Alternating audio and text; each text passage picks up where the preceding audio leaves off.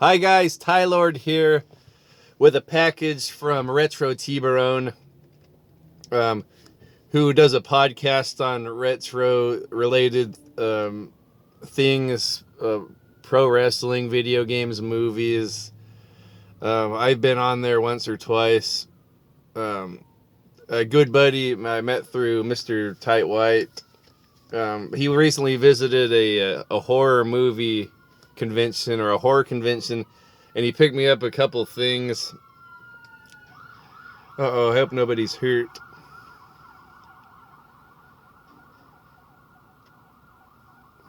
All right. Yeah. So some movies here. I got first. He sent me this little can cooler with Frankenstein on there. This is Frankenstein's monster, Curse of Frankenstein. There's the Christopher Lee Frankenstein from the Hammer movie. So that was kind of an obscure little design there. I'm glad he sent me that. Usually you don't hear too much about this Frankenstein monster or the Peter Cushing and Christopher Lee Frankenstein movie, but there's a nice little insulator or whatever they're called, a beer bottle cooler. Then he sent me a couple of movies. I'll start off with this one, CROCZILLA.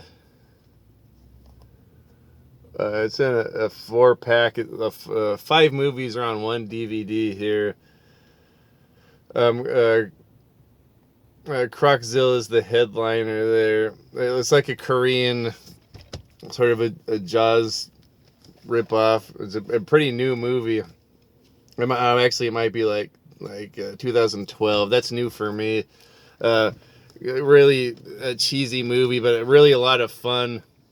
I tend to like these Korean movies, maybe more so than modern American movies. They're just more fun. They feel more like classic American movies. Like they have more of a sense of humor that I like. And this has CGI, which I'm not crazy about. But for 2012, it's not that bad. I can't tell. This might be a high budget Korean movie, so that's why the CGI looks pretty decent. But it's no Jaws, no $200 million American or Chinese made movie or whatever they are now. But a fun little Korean movie. I kind of recommend it. My wife and I watched it, and we had some fun with CROCZILLA.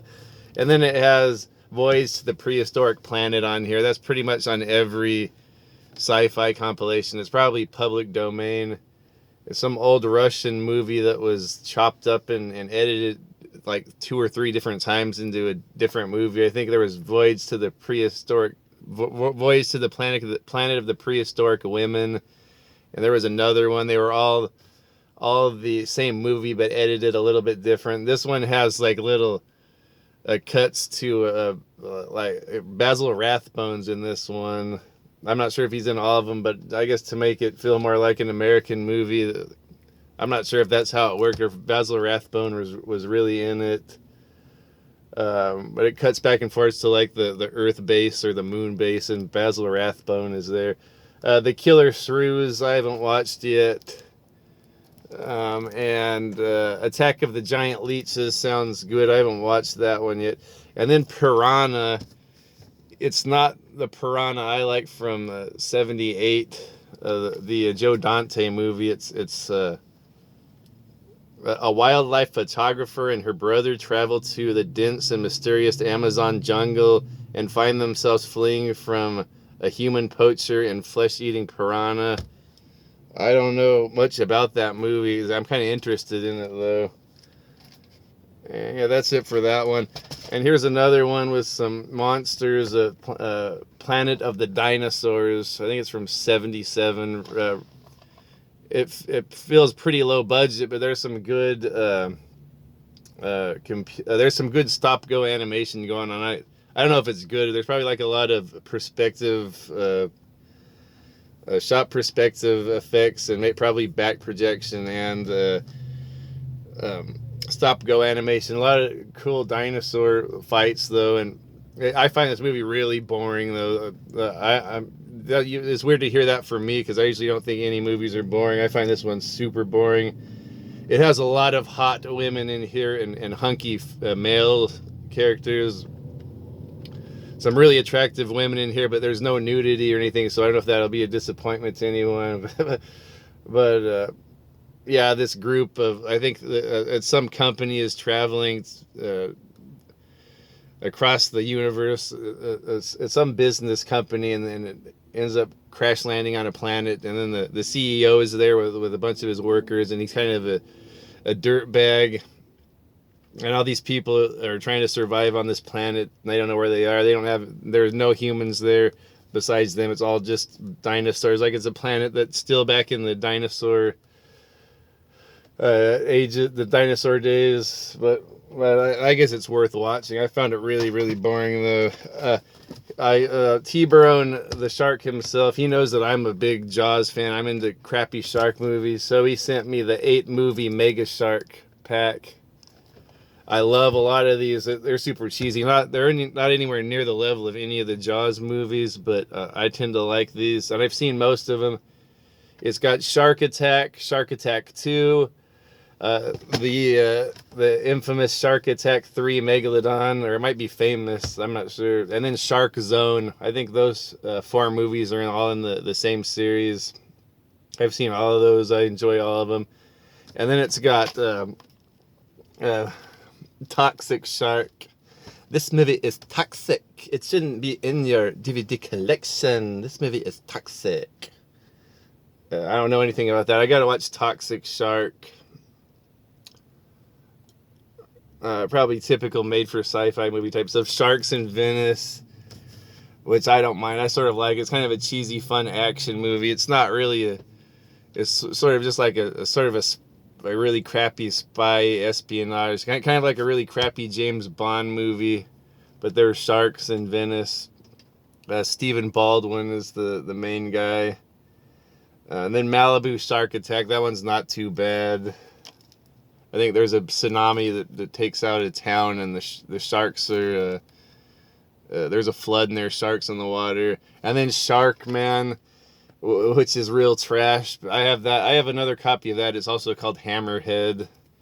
So like a biological experiment. Like a guy turns into a shark and he's a monster. And it's on an island. So wonderful stuff. And here's the highlight of it for me. Raw Force. This is like a 70s or 80s exploitation movie, like an action movie.